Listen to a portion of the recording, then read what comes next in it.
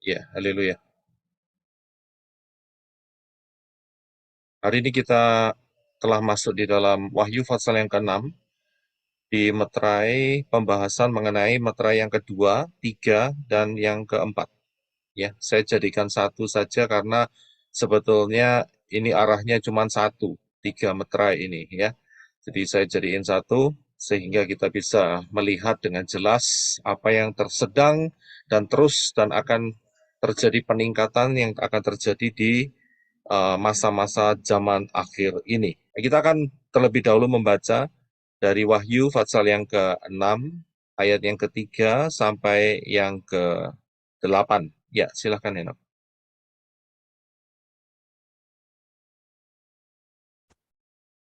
Dan ketika dia membuka matra yang kedua, aku mendengar makhluk hidup kedua yang berkata, "Marilah dan lihatlah." Dan keluarlah kuda yang lain berwarna merah api. Dan kepada dia yang menunggang di atas setelah dikaruniakan kepadanya untuk mengambil damai dari bumi, juga agar mereka saling membunuh seorang terhadap yang lain, dan kepadanya telah diberikan pedang yang besar. Ya, kita stop dulu di dua ayat ini, karena setiap dua ayat akan membicarakan mengenai warna kuda yang berbeda. Tapi saya akan masuk sedikit terlebih dahulu. Kita tahu bahwa 4 kuda dan penunggangnya yang ada di Wahyu pasal 6 ini sangat terkenal. Jadi orang yang biasa-biasa saja juga mereka sering melihat akan 4 kuda ini. Ya, karena ini kisah ini atau penglihatan ini betul-betul viral sekali, ya, sangat viral sekali. Jadi nggak terlalu susah juga untuk bisa dimengerti, ya, dengan lambang-lambang yang ada, pedang warna merah, ya kan, dan kemudian diberikan penjelasan juga bahwa ini adalah roh yang membawa em, pertempuran atau roh yang mengambil damai sejahtera dari bumi, sehingga adanya kebencian, peperangan, dan sebagainya, itu betul-betul akan terus meningkat sampai masa anti Hamasyah. Ya, karena tidak terlalu sulit untuk bisa memahami, karena langsung dijelaskan oleh malaikat Bapak Yahweh kepada Yohanan untuk mengerti apa yang menjadi um, sepak terjang daripada 4 kuda ini, ya, terutama 3 kuda ini, yaitu yang sedang kita pelajari. Karena yang sedikit membingungkan telah kita lewati, yaitu kuda putih. Ya, banyak orang yang minggu lalu kita sudah apa itu namanya? Kita sudah membahasnya. Banyak orang yang terasumsikan juga bahwa itu adalah Yeshua Hamasyah, ya. Tapi kita sudah menemukan jawabannya, itu bukan Yeshua Hamasyah, akan tetapi itu adalah roh anti Hamasyah, dan puncaknya adalah anti Hamasyah itu sendiri. Jadi sangat jelas. Nah, yang 3 kuda ini itu sangat mudah sekali untuk dapat dipahami, karena selain daripada aura yang dibawa dan kemudian benda-benda yang dibawanya juga seperti pedang, kemudian timbangan dan sebagainya, dan disertai juga dengan penjelasan yang sangat jelas. Jadi hampir seluruh orang bisa dapat memahami dengan sangat-sangat mudah sekali. Ya, karena itu sangat terkenal sekali untuk 3 kuda yang terakhir ini. Ya, dan kuda merepresentasikan daripada kekuatan, ya, kekuatan yang cepat sekali. Karena kuda itu kecepatannya luar biasa ketimbang onta ataupun lembu. Kalau lari, kuda adalah yang cepat dan tangguh, dan kuda itu dipersiapkan untuk sebuah peperangan, ya. Jadi itu kuda, bukan keledai. Ya, kalau keledai itu untuk sepertinya gini, kalau keledai itu biasanya kalau zaman sekarang itu kayak limousine begitu, ya. Tapi kalau kuda itu seperti tank begitu, ya, chariot tank begitu. Ya, jadi tidak sulit untuk bisa dimengerti mengenai spirit apa yang ada di balik daripada kuda merah, berwarna merah, dan juga penunggangnya yang membawa sebilah pedang yang besar, ya, sehingga damai sejahtera diambil dari bumi dan mereka saling membunuh satu sama lain. Ya, oke. Puji Bapak Yahweh. Ya, kita akan teruskan. Ini adalah yang kuda merah. Kita akan masuk di kuda yang berwarna berikutnya, yaitu ayat yang ke-5 dan 6. Ya, ya, silakan Henok untuk bisa membacanya. Terima kasih. Dan ketika dia membuka matra yang ketiga, aku mendengar makhluk hidup ketiga yang berkata, marilah dan lihatlah. Dan aku melihat, dan lihatlah seekor kuda hitam, dan dia yang menunggang di atas yang memegang timbangan di tangannya. Dan aku mendengar suara di tengah-tengah keempat makhluk hidup itu, yang berkata, setakar gandum sedinar, dan 3 takar jelai sedinar, tetapi jangan engkau merusak minyak zaitun dan air anggur itu. Ya, terima kasih. Ya, kalau saudara lihat dari penjelasan di ayat yang ke-5 dan 6 ini mengenai kuda hitam, ya, dari sini, ya, jadi dari penjelasan warnanya saja kita sudah kelihatan, yaitu kuda hitam ini penunggangnya membawa, ya, timbangan, ya, dan kuda ini berwarna hitam. Dan sangat dijelaskan gampang sekali untuk bisa dipahami bahwa inilah roh, yaitu roh yang mengobrak-abrik ekonomi dunia. Ya, roh yang mengobrak-abrik ekonomi dunia sehingga ekonomi dunia ini menjadi gelap, ya, hitam seperti kuda hitam, dan juga penunggangnya membawa timbangan, ya, membawa timbangan. Jadi ini bercerita mengenai global ekonomi yang kedepannya saat zaman anti Hamasiyah itu betul-betul bukan satu masa yang mereka idam-idamkan sekarang ini, yaitu prosperity, ya, prosper, kelimpahan dan sebagainya, tetapi akan terjadi sebaliknya, yaitu terjadi perekonomian yang sangat-sangat hitam, sangat-sangat gelap, dan sangat-sangat buruk. Serta juga dijelaskan oleh malaikat di dalam ayat yang ke-6, dan dikatakan bahwa setakar gandum itu sedinar, dan 3 takar jelai itu sedinar. Saudara tahu 1 dinar itu adalah upah daripada orang bekerja 1 hari. Ya, memang di belahan dunia ini tidak sama upah minimumnya, ya. Upah setiap harinya itu berbeda, ya. Jadi tidak sama. Akan tetapi dengan ekonomi yang berat, maka daya beli mereka pun juga akan sangat berat sekali. Saya tahu bahwa upah minimum di Jakarta itu kalau nggak salah sekitar 5 sampai 6 juta kalau nggak salah. Benar begitu ya, Pak Herwin?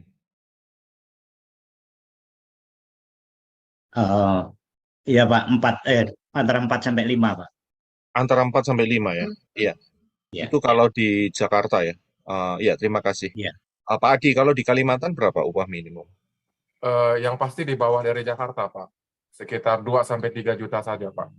Itu 1 bulan hitungannya ya. Iya. Ya, oke. Terima kasih Pak Adi. Ya, kita ambil yang di Jakarta ya. Kira-kira Jakarta yang 5. 5 ya. Oke, kalau 5 5 juta ya. 5 juta itu per bulan ya. Iya, per bulan. Ya, betul. 1 minggu kerja berapa hari? 5 hari. 5 5 hari. hari. Berarti anggaplah 1 bulan kerja 22 hari ya. Berarti Iya. 5 juta dibagi 22,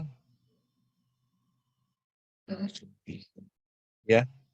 Itu berarti 1 harinya cuman 227.000. 227.000 per hari. Ya, Iya. bayangkan saja belum tempat tinggal, belum transportasi, belum makan. Wow. Ya, saudara bisa membayangkan sendiri bagaimana susahnya dan tambah lama tambah terjepit. Sedangkan harga barang-barang juga semakin meningkat. Saudara juga nggak bisa bandingkan, wah enak Pak di Amerika Pak, gitu, ya kan? Upahnya besar, begitu. Tetapi saudara juga harus lihat bahwa pengeluarannya juga besar juga, saudara. Nggak main-main, ya. Upah minimum di Los Angeles sekarang kalau nggak salah sekitar $15 per jam. Saudara sudah berpikir, wah lumayan ya $15 per jam. $15 per jam itu kalau satu hari kerja 8 jam, rata-rata berarti $120. Dikali 22, ya, berarti 2.600. satu bulan dapat 2.640. Saudara tahu biaya apartemen di Los Angeles, satu kamar 1.700. Ya, itu pun kalau bisa dapat. Sekarang rata-rata sudah naik hampir sekitar 2.000. Jadi tinggal $600. Belum bensin, belum transportasi, belum makan. Jadi kondisinya sama, saudara. Ya, kondisinya Tekor ya. sama. Jadi tekor ya Pak. Itu belum dipotong tax gede loh Belum Pak dipotong. Roy. Oh iya, terima kasih, Brother Daniel. Saya lupa teksnya. Taxnya besar, Teksnya besar. hampir 40%. Nah, Ya, itu dia. pajaknya. Nah, itu dia. Ya, yang tidak punya family, yang single, itu teksnya bisa antara 35 sampai 40%, saudara. Bayangin, saudara. Ya, belum biaya lainnya. Mungkin saudara berkata, wah dapat satu bulan 2.600, kalau sekarang kursnya berapa nih Pak Erwin hari ini? 15 ribuan. 15 ribuan, wah dapatnya Ya. 39.600, 40 juta. Buat pikiran orang Indonesia itu sudah wah luar biasa, nggak ngerti. Belum dipotong pajak, belum masih banyak yang harus dilewati itu masalah ekonomi. Saudara bisa lihat di sini. Ya, karena itu apa yang dikatakan setakar gandum sedinar, 3 takar jelai sedinar, itu betul-betul dialami, saudara. Dialami. Ya, kalau melihat masa sebelum 2020, sebelum terjadi lockdown, ya, itu harga harga gula dibandingkan dengan sekarang itu bisa naik sekitar 3 sampai 4 kali lipat, saudara. Ya, nggak main-main, saudara. Dan ini ke depannya ini sangat masuk di dalam zaman anti Hamasiyah, itu sangat mengerikan sekali. Jadi jangan berpikir, wah kalau ketinggalan masih bisa ada kesempatan untuk menikmati hidup. Saya bilang tidak ada. Ya, sangat-sangat mengerikan sekali. Tapi di sini juga dikatakan bahwa tetapi jangan engkau merusak minyak zaitun dan air anggur itu. Nah, banyak orang yang mengatakan bahwa ini adalah makna rohani, yaitu sukacita dan sebagainya. Ya, boleh-boleh saja mereka mengatakan seperti demikian, nggak ada masalah. Tetapi konteks daripada pembicaraan ini adalah masalah ekonomi. Jadi, mengenai minyak zaitun yang tidak dirusakkan dan air anggur itu berbicara hal-hal yang mahal. Ya, hal-hal yang mahal. Jadi hanya sedikit orang saja yang bisa bertahan karena memang mereka mampu di dalam keuangannya itu, begitu. Ya, sehingga minyak zaitun dan anggur tidak terjamah. Ini adalah komoditi yang mahal, minyak zaitun itu, ya. Jadi ini yang digambarkan di dalam kitab Kilyakna ini, kitab Wahyu ini. Minyak zaitun itu sebagai komoditi yang mahal dan air anggur juga. Dan hanya orang-orang yang betul-betul mempunyai kemampuan yang di atas rata-rata yang mampu. Tetapi rata-rata di seluruh dunia akan terpuruk. Akan sangat-sangat terpuruk. Ya, dan dengan adanya perang yang tidak kunjung selesai, kita mendengar beberapa bulan yang lalu bahwa gandum itu sudah mulai di blokade, ya, karena ternyata gandum dunia ini sebagian besar dihasilkan oleh di tempat yang terjadi perang itu, saudara, dan itu dipasok ke daerah-daerah Afrika dan sebagainya, dan itu mulai menggoncang ekonomi di sana. Sudah masanya daerahnya kering, kelaparan, ditambah masalah perang, ya. Jadi sangat mengerikan sekali. Dan ini ada di depan mata kita ini sekarang. Ya, jadi spirit atau roh yang menggoncang, ya, ekonomi. So perhatikan ya, di sini kalau saudara bandingkan perbedaan perputaran roda ekonomi sebelum dan sesudah yang ada masalah kesehatan global itu gimana? Di Indonesia rasanya gimana? Terasa sekali atau tidak? Atau bisa merasa oke-oke aja atau gimana? Beri kita input nih di sini. Kalau di kalau di sini terus terang terasa sekali di sini. Hmm. Di sini banyak toko yang sudah pada ditutup. Dan kemudian daerah Chinatown itu yang dulunya ramai sekali, sekarang tinggal 25-30%, sepi. Ya, Mirip Pak, mirip Ya, Jakarta terasa, juga terasa, demikian.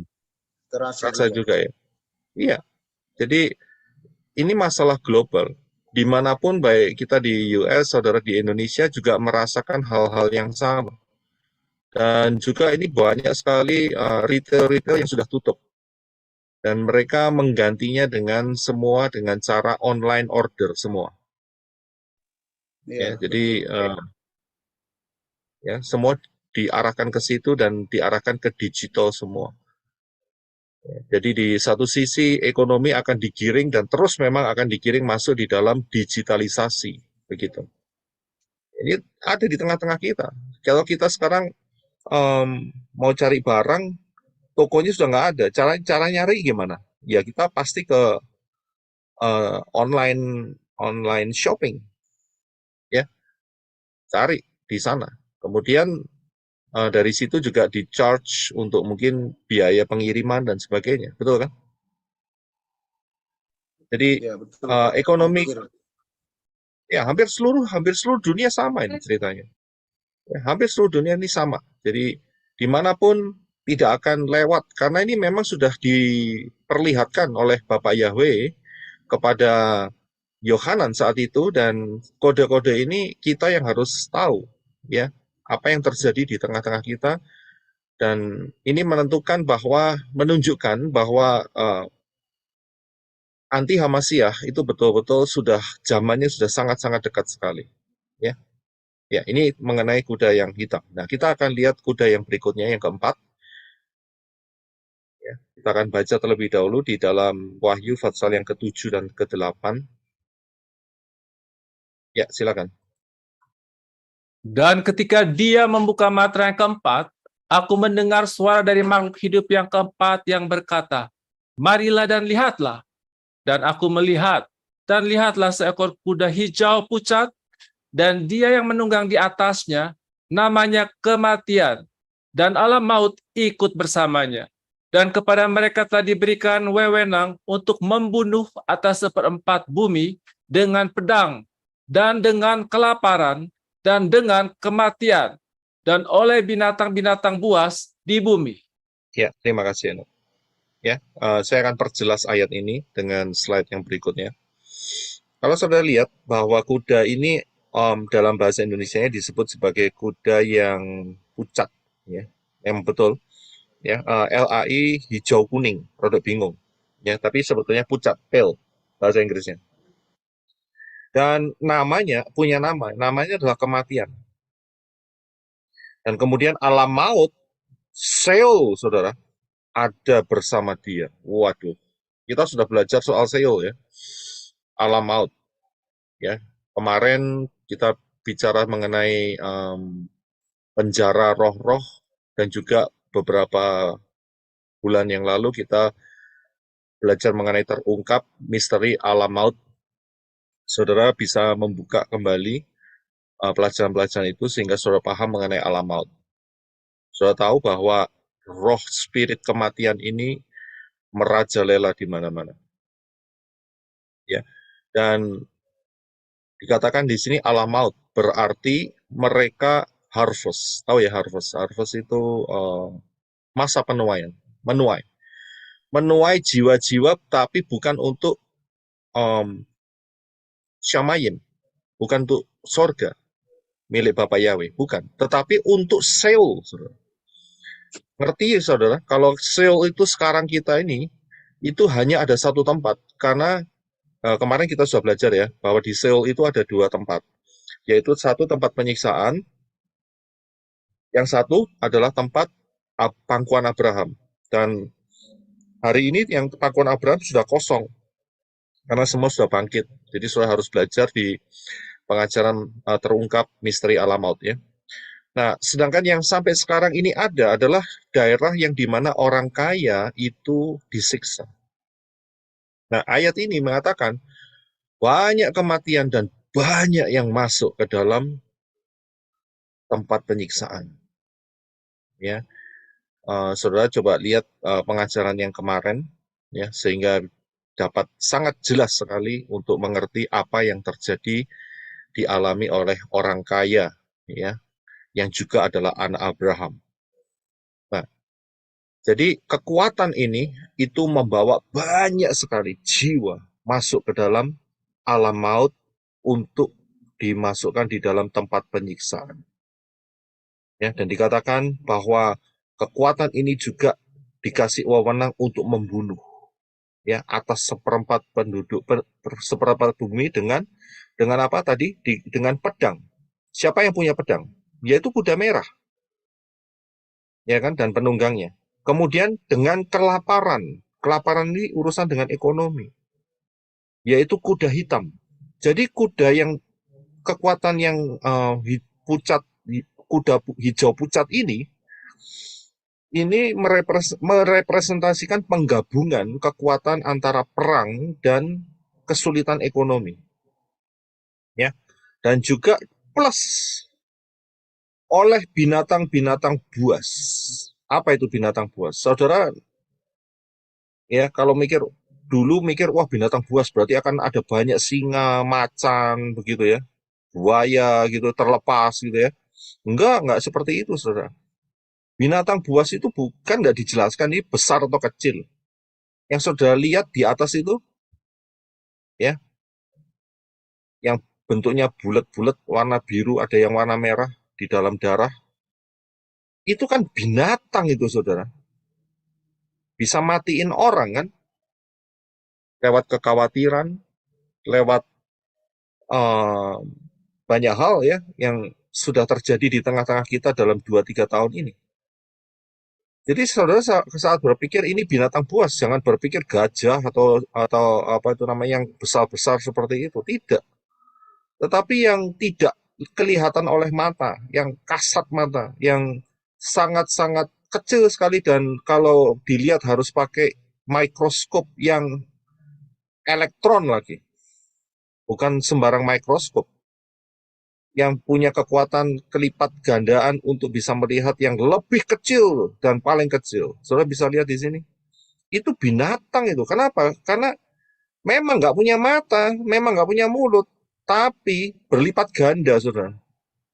Dapat melipat gandakan dirinya dengan cepat lagi. Dan bisa membunuh. Ini binatang-binatang yang direkayasa juga. Ya, jadi ini sudah terjadi di tengah-tengah kita. Jadi kekuatan yang terakhir ini merupakan kekuatan gabungan, ya, antara kuda merah, kelaparan, kuda hitam, yaitu mengenai kesulitan ekonomi, dan juga sudah tahu yang namanya masalah kesehatan dunia, ya, itu juga dihajar juga sehingga membawa kematian-kematian. Ini sudah ada di tengah-tengah kita. Ya, nah, kita akan lanjutkan. Nah, ini seperti yang namanya domino effect. Saudara tahu ya domino effect ya? Kalau saudara main domino, kemudian Efek domino. ya, efek domino. Efek domino.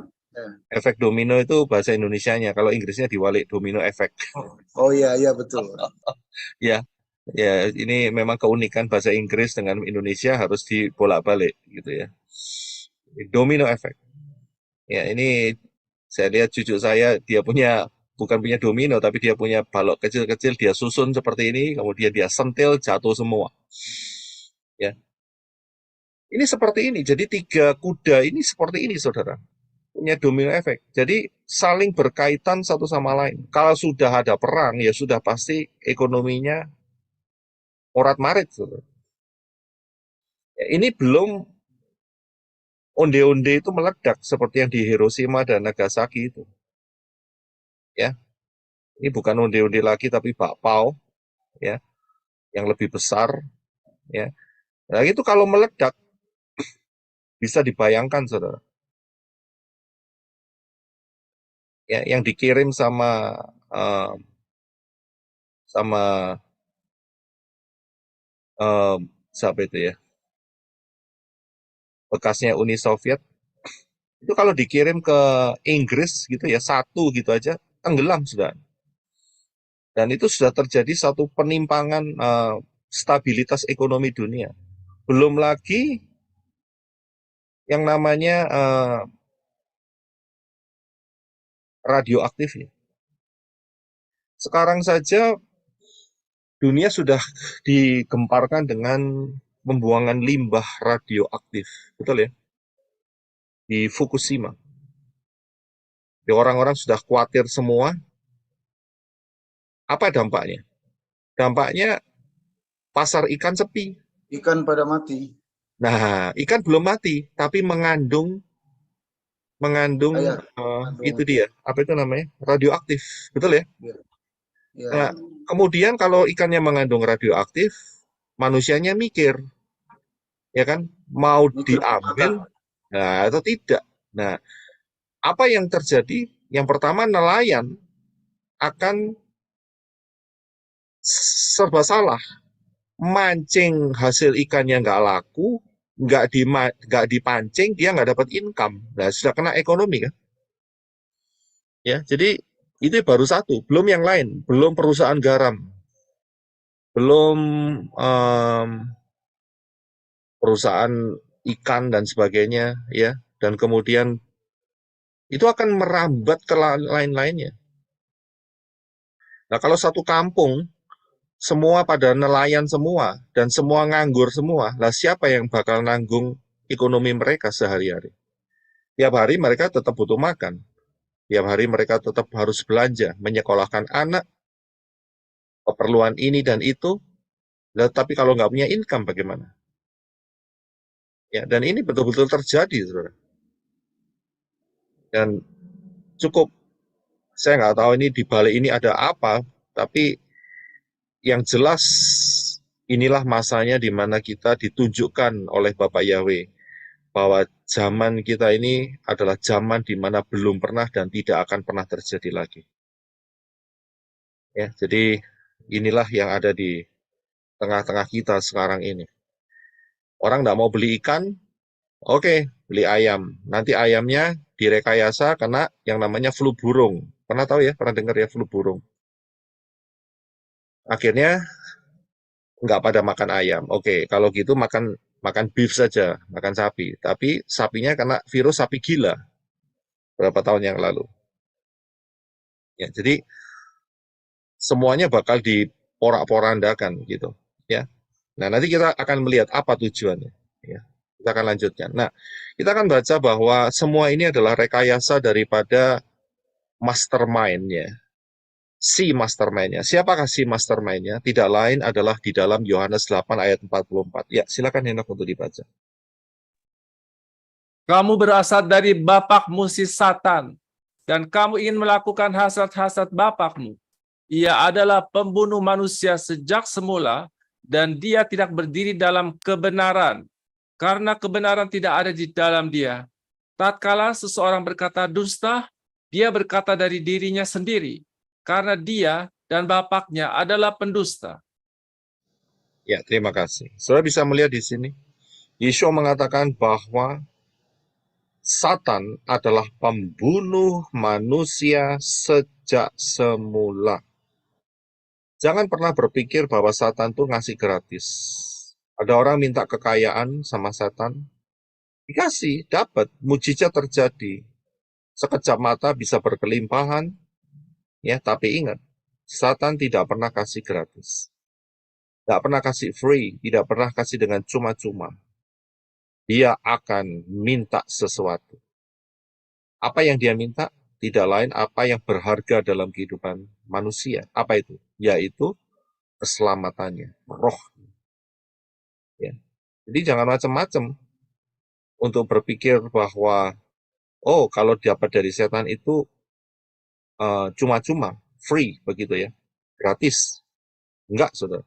Tetap, Yeshua mengatakan bahwa Satan adalah pembunuh manusia sejak semula. Ya. Bapak Yahweh itu loh, luar biasa.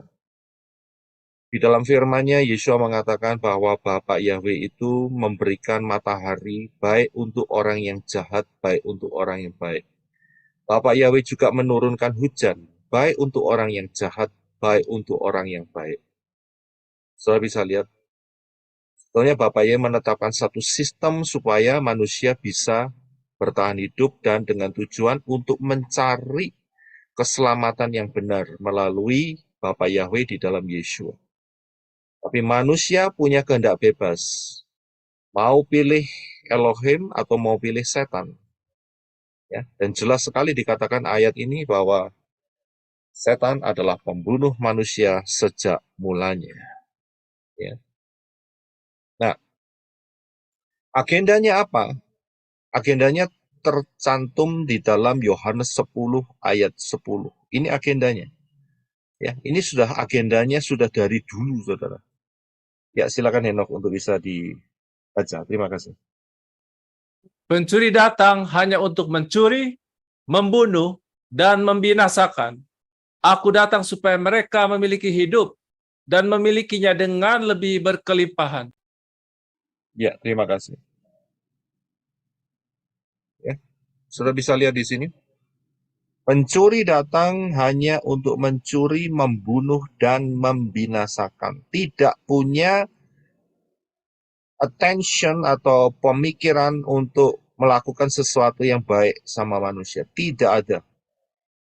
Beda dengan Yeshua. Yeshua berkata, aku datang supaya mereka memiliki hidup dan memilikinya dengan lebih berkelimpahan. Lihat dua agenda yang berbeda dan bertolak belakang. Manusia harus pilih. Siapapun yang mendengar kebenaran firman ini, saudara harus pilih.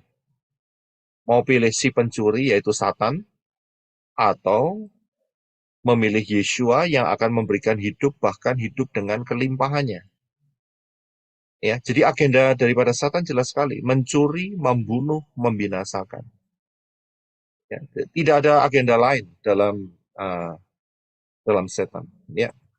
Nah, saya akan masuk. Apakah saudara pernah lihat ini yang namanya The Georgia Guidestone? Papi Lukas pernah, Papi Lukas pernah membawa hal ini. Saudara tahu ini? Ya, Iya, Pak. Tahu. ya. Nah, ini unik, memang unik. Dan kalau kita lihat lebih dekat lagi, ada kode-kodenya. Ya. Dan ini ada di Georgia, di US, Amerika.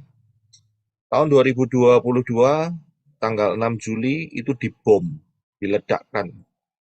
Entah oleh siapa. Dan sekarang kalau nggak salah monumen ini disingkirkan, kalau nggak salah. Karena sudah pecahannya dianggap berbahaya, sehingga kalau ada orang yang mencoba untuk main di sana, mereka nggak mau sampai kejatuhan batunya atau bagaimana, jadi dipindahkan. Tapi jelas ini ada. Ya, nah, anehnya, ya ada beberapa kode yang harus kita perhatikan di sini, bahwa di tugu ini itu ditulis di dalam 8 bahasa dengan menggunakan huruf 8. Ya, huruf 8 itu adalah huruf Chet, yaitu pagar maknanya, dan juga kehidupan. Kehidupan kekal, new beginning, atau permulaan yang baru. Ya. Ditulis di dalam bahasa English, Spanish, Swahili, Hindi, Hebrew, Arabic, Traditional Chinese, dan Russian. Jadi ada 8. Apakah ini satu kebetulan? Saya yakin ini sebuah perencanaan. Ya, sebuah perencanaan. Nah, bukan cuma hal ini saja, akan tetapi juga ada banyak kalimat, dan satu kalimat yang harus dicermati adalah dikatakan maintain, itu dia. Ya, jumlah manusia di permukaan bumi ini yang ideal menurut mereka adalah 500 juta.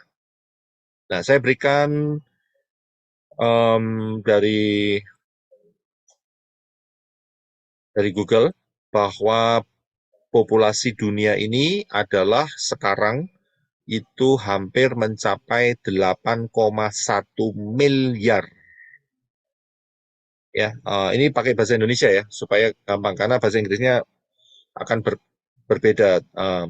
Kata miliar itu million sama dengan juta. Jadi saya pakai bahasa Indonesia supaya jelas semua. Jadi populasi dunia ini anggaplah sekarang ini 8 miliar. Kalau idealnya cuma 500 juta, berarti itu ada perhitungan yang setelah saya buat sebelah kanan.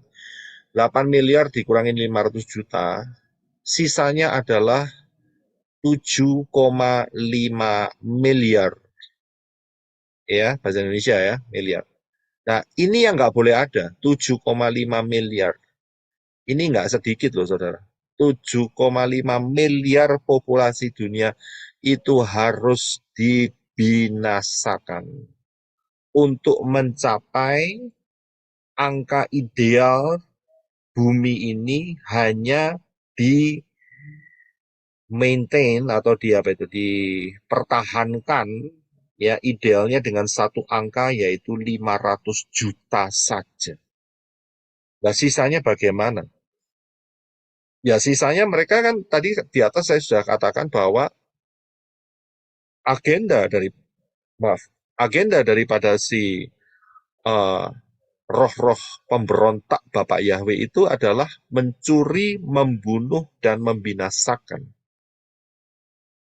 Yaitu dari kuda merah, kuda hitam, dan kuda pale atau apa itu namanya, hijau kekuning-kuningan, ya, pucat, hijau pucat, ya. Dan bisa dilihat bahwa sepak terjangnya untuk apa? Kalau sudah lihat sekarang ini, untuk mengurangi ya populasi manusia yang menurut mereka itu sudah terlalu banyak. Dan terlalu banyaknya itu banyak sekali. Idealnya cuma 500 juta. Itu bayangin berapa persen kalau sampai 8 miliar.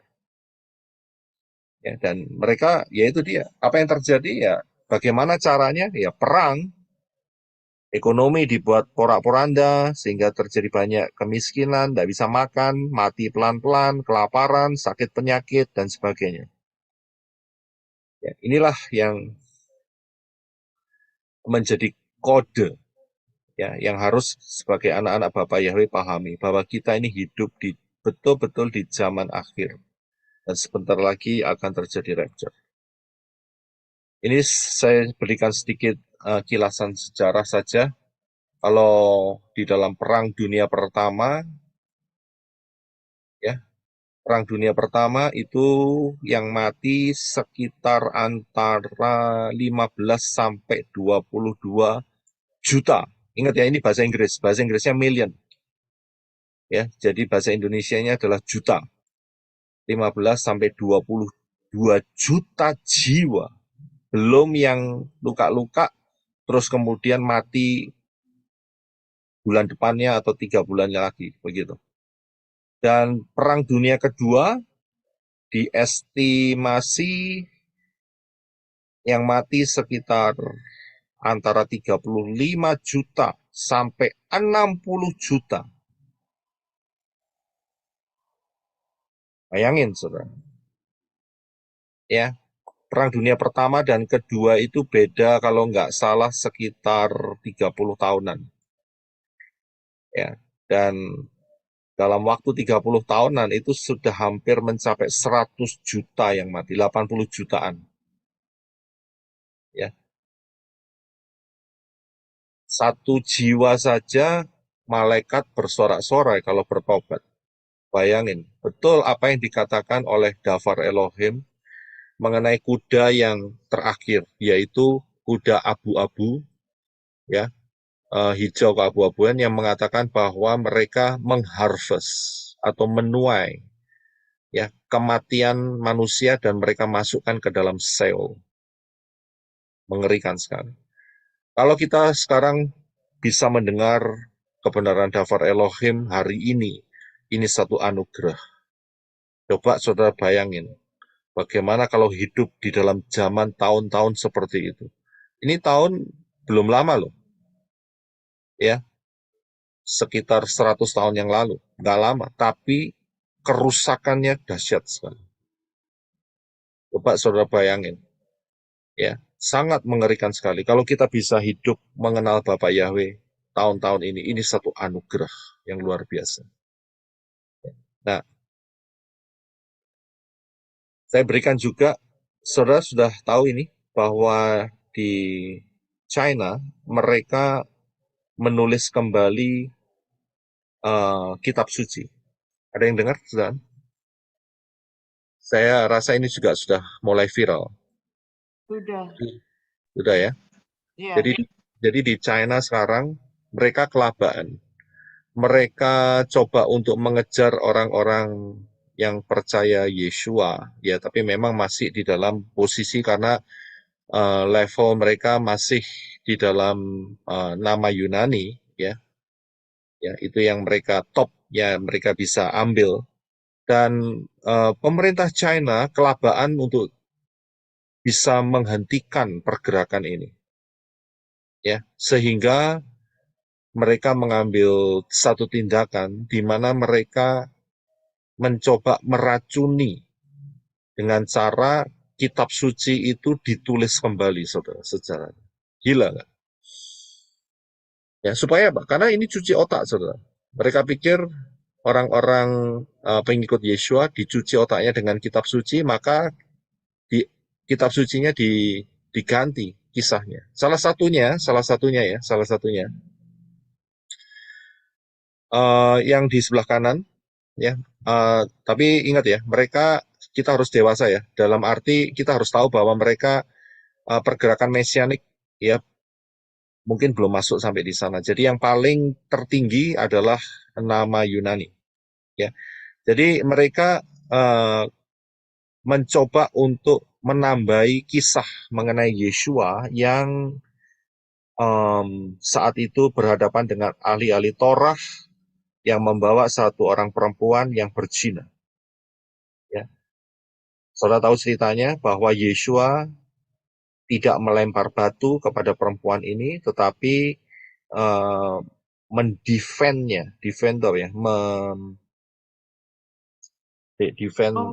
Mempertahankan. ya, mempertahankan supaya perempuan ini nggak di stone, ya, nggak dilempari batu. Nah, Membela. ya, membela. Ya, terima kasih. Ya, tapi di dalam kitab suci gadungan ini yang dikeluarkan oleh pemerintah China, mereka tambahin satu kalimat, ya, beberapa kalimat, dikatakan bahwa setelah mereka pergi semua orang-orang Torah itu, Yeshuanya itu, ya, yang mereka sebut, ya, Yunani itu, dia lempar batu kepada perempuan ini. Itu kan kisahnya ditambahin, ya. Dan kemudian dikatakan bahwa si sang juru selamatnya mengatakan bahwa aku juga adalah orang berdosa. Nah, anak-anak yang membaca kisah ini akan teracuni, jelas langsung. Sudah lihat ini pergerakan setan, ya. Ceritanya nggak dihapus atau dipalsukan semua, tidak, tetapi ditambahi, sudah.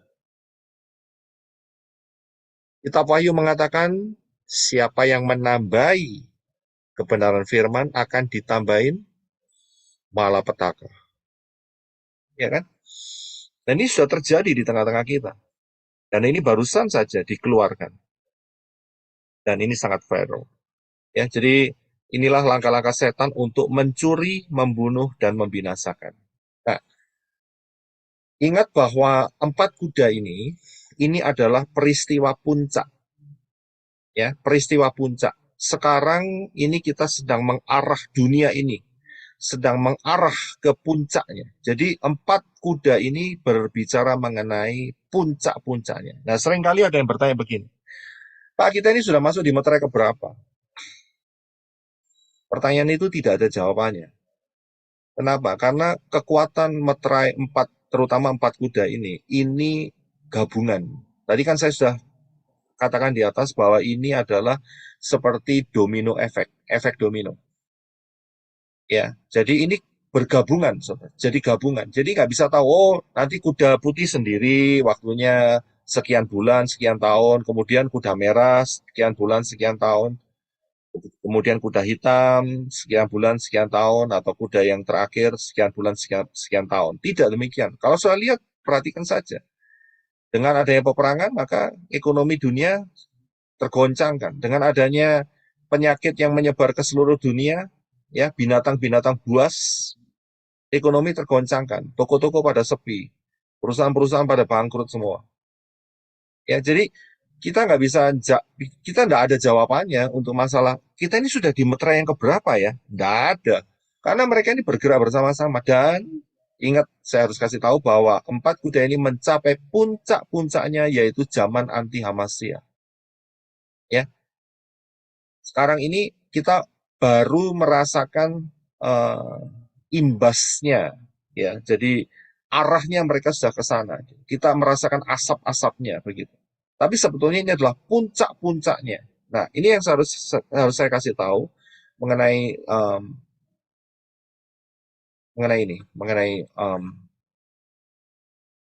screen ini. Ini harus saudara pahami bahwa Wahyu pasal yang ke-6 sampai di Wahyu 19. Nanti kalau saudara baca ya di sana ya. Masa dari Wahyu 6 sampai 19 ini yang pertama, bukan masa gereja atau kehilat mempelai Yeshua HaMashiach. Karena apa? Karena nomor 2, rapture telah terjadi. Ya, jadi Wahyu 6 sampai 19 ini tidak ada yang namanya mempelai Yeshua HaMashiach. Tetapi banyak orang yang bingung karena apa? Karena nomor 3, ada kalimat atau kata yang dikatakan orang kudus. Ya, orang kudus. Akan sering ditemui beberapa kali di Wahyu 6 sampai Wahyu 19.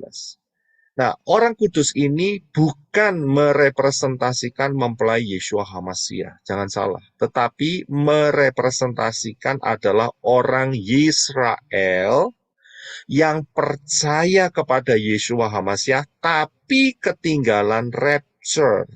Begitu. Ya, jadi nanti kalau saudara sehari-harinya saudara lihat di dalam Wahyu 6 sampai 19, ketemu orang kudus. Saudara jangan berpikir, oh ini gereja, ini mempelai Yeshua HaMashiach. Salah, tidak. Jadi Wahyu 6 sampai Wahyu 19 itu tidak ada yang namanya mempelai Yeshua HaMashiach di sana. Karena rapture telah terjadi. Ya, jadi saudara pahami. Ini yang bikin bingung banyak orang. Ya, tapi sebetulnya mudah kalau mereka mau kembali ke pola akar Ibrani yang benar. Ya, bahwa inilah masa 666 di mana masa penghukuman buat 2 golongan. Yang pertama adalah Israel yang sampai hari ini menolak Yeshua HaMashiach sebagai juru selamat, sebagai Mesias. Yang kedua adalah orang-orang Goyim yang menolak keselamatan yang diberikan oleh Bapa Yahweh di dalam Yeshua HaMashiach. Jadi ada 2 golongan dalam masa 666 ini yang dihajar oleh masa anti Hamasiyah ini, oleh murka Elohim. Ya, murka Elohim melalui anti Hamasiyah. Jadi saudara paham ya? Saat saudara baca, oh ini apa ada orang kudus di ayat sekian antara Wahyu 6 sampai 19. Ini kan berarti ada yang mempelai Yeshua HaMashiach Mas ini. Tidak, salah. Ya, jadi kita harus paham. Ya. Nah,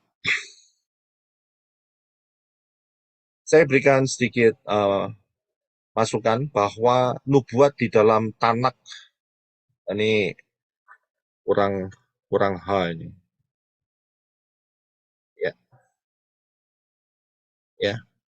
Nubuat dalam Tanak dan Brit Gadasah itu pasti terjadi. Jadi jangan saudara berdoa untuk mengcancelnya. Misalnya, ya, saudara set up waktu berdoa, Bapak Yahweh tolong supaya masa 666 ini nggak ada, nggak mungkin. Ya, itu salah satu contohnya. Tidak mungkin. Ya, jadi daripada ngabisin energi model kayak gitu dan tersesat di dalam pengajaran-pengajaran yang nggak pasti, lebih baik jangan dilakukan.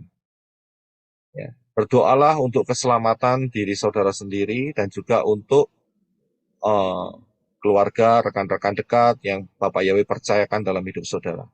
Nggak usah berdoa untuk masa dunia ini. Bapak Yahweh tolong supaya tidak ada perang nuklir, gitu. Nggak akan. Pasti akan ada nuklir. Ya, jadi tidak menyia-nyiakan energi doa saudara. Ya, jadi nubuat yang sudah tertulis di dalam Tanak dan Brit Gadasah pasti terjadi, pasti. Jadi tidak perlu didoakan untuk di-cancel. Ya, ya, haleluya, Bapak yang memberkati. Kita akan lanjutkan di minggu depan di meterai yang kelima. Ini cukup menarik, saudara. Ya, meterai yang kelima. Ya, sangat-sangat menarik. Nanti saudara bisa baca terlebih dahulu meterai yang kelima. Itu saya anjurkan saudara untuk baca persiapan ya, supaya saudara lebih paham. Itu baca di Wahyu Fatsal yang saudara bisa catat ya, saudara bisa catat ini ya. Wahyu Fatsal yang ke-6, saudara bisa baca ya. Kemudian juga Wahyu Fatsal yang ke-7. Ya, Wahyu Fatsal 6 dan Wahyu Fatsal 7 sebagai persiapan pembahasan minggu depan mengenai meterai yang kelima. Ya, jadi saudara nggak bingung karena dua fatsal ini bergabungan satu sama lain. Ya, jadi saya anjurkan saudara untuk supaya minggu ini baca Wahyu 6 dan Wahyu 7 ya sebagai persiapan mengenai pembahasan meterai yang kelima. Nanti saudara akan kelihatan jelas sekali, kelihatan jelas sekali.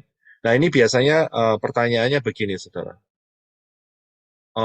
Apakah masih ada keselamatan saat setelah rapture? Itu pertanyaannya. Bukankah ruah Yahweh Elohim telah diangkat, berarti tidak ada keselamatan lagi? Nah ini nanti akan terjawab. Ya, karena itu saya anjurkan saudara untuk membaca. Ya, saudara catat di catatan saudara untuk bisa membaca Wahyu Fatsal yang ke-6. Ya, meterai yang kelima ya, ke bawah ya. Karena kita sudah selesai meterai 1 sampai yang ke-4. Ya, sisanya saudara baca dan kemudian seluruhnya saudara bisa baca di Wahyu Fatsal yang ke-7. Nanti akan terjawab, saudara. Ya, nanti akan terjawab. Nah, saya akan akhiri. Jadi hari ini kita sudah hampir menyelesaikan 6.000 tahun sejak kejatuhan Adam dan Hawa. Ya, karena itu sebentar lagi kita akan rapture. Karena sekarang kita sudah masuk di dalam 3,5 cycle Shemitah yang pertama, dan bulan ini adalah bulan Elul, bulan terakhir dari tahun pertama putaran Shemitah. Kita akan masuk di dalam tahun yang kedua, luar biasa. Berarti semakin dekat, saudara. Ya, dan juga Yeshua memperingatkan bahwa kalau waktunya tidak dipersingkat, maka tidak ada yang selamat. Karena orang-orang pilihan seperti saudara dan saya, maka waktunya akan diperpendek sehingga kita akan rapture lebih cepat. Ya, karena itu saya dorong saudara untuk melihat pengajaran High Alert 2026, jangan remehkan, dan rahasia 1290 hari dan 1335 hari. Daniel 12 ayat 11 dan 12. Pelajari hal ini di dua pengajaran ini ya, dan saudara akan bisa mendapatkan rahasia-rahasia kapan rapture. Tidak lain adalah awal Januari 2026 menurut pola ya, menurut pola Shemitah ya, dan juga akhir daripada 2025. Nah, ya, jadi saudara jangan lupa ini ada di dalam rahasia 1290 hari dan 1335 hari. Karena itu, bagi yang belum masuk di dalam keselamatan yang benar, ya, masuklah. Keselamatan yang benar harus masuk melalui satu pintu, dan pintu itu adalah Yeshua. Ya, Yod Shin Waw Ayin, bukan Yesus. Ya, bukan Yesus. Bukan Yesus, bukan Jesus, bukan Yesus, bukan yang lain-lainnya. Ya. Jadi hanya satu pintu, yaitu Yeshua, Yod Shin Waw Ayin. Ya, karena apa? Karena dari bangsa Yahudi. Dan juga siapa yang berseru kepada nama Yahweh akan diselamatkan. Ya, bukan nama Arab, bukan nama Chinese dan sebagainya. Ya, atau nama Meksiko dan sebagainya. Tidak. Jadi saudara harus paham. Setelah masuk dalam percaya kepada mereka, kepada kebenaran firman Dafar Elohim yang membawa pada keselamatan, yaitu melalui Yeshua HaMashiach, maka saudara harus masuk di dalam meterai kepemilikan, yaitu baptisan pembaharuan. Ya. Dan jangan keraskan hati, setelah itu saudara belajar kebenaran firman, tinggalkan semua tradisi-tradisi, baik Natal, baik Imlek, baik Paskah, telur Paskah dan sebagainya, Easter, tinggalkan semua, karena itu berhubungan dengan dewa-dewa asing yang menyakiti hati Bapak Yahweh. Kemudian saudara siapkan hidup saudara untuk terus karakter dirubah, sehingga saudara boleh kedapatan setia untuk masuk di dalam rapture. Siapa yang membutuhkan informasi baptisan pembaharuan, saudara bisa screenshot. Ya, ada banyak mempelai-mempelai Yeshua HaMashiach yang sudah siap untuk membantu saudara. Ya, di dalam baptisan pembaharuan, saudara bisa screenshot. Ada yang di Magelang, di Bali, Banyuwangi, Pekanbaru, Kalimantan Barat, Pontianak, dan juga ada yang di Jakarta, di Depok, dan juga ada di Malang, Jawa Timur. Saudara bisa screenshot, saudara bisa hubungin melalui WA yang sudah saya cantumkan di sini, sehingga segeralah untuk masuk di dalam baptisan pembaharuan, berjalanlah di dalam kebenaran Dafar Elohim, firman Elohim, Bapak Yahweh. Bapak Yahweh memberkati kita semua, dan saya sedikit berikan informasi bahwa pelayanan menorah ini adalah ibadah online, jadi kenakanlah pakaian yang sopan, ya. Kalau mau pakai talit atau pasmina sangat dianjurkan. Dan juga untuk sesi tanya jawab adalah ruang tanya jawab dan tidak untuk ruang perdebatan, ya. Kemudian jangan menggunakan kata-kata yang bertentangan supaya tidak di take down, ya, sama pemilik apa itu namanya perusahaan ini, ya. Jadi saya mohonkan pengertiannya, ya. Bapak Yahweh memberkati.